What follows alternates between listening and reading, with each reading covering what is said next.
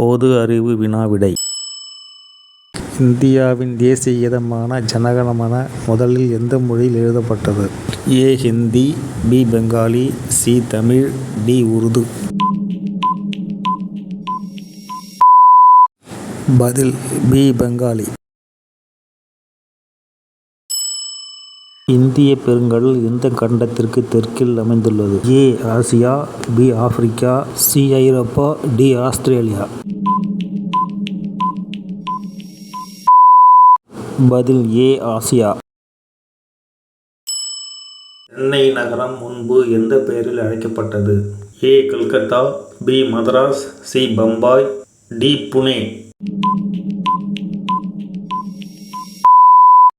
பதில் பி. மதராஸ். குடியரசு தினம் இந்தியாவில் எப்போது கொண்டாடப்படுகிறது? ஏ. August 15, B. ஜனவரி 26, சி. October 2, D. ஜனவரி 30. பதில் பி. ஜனவரி 26. இந்தியாவின் ஏவுகணை மனிதர் என்று அழைக்கப்படுபவர் யார்?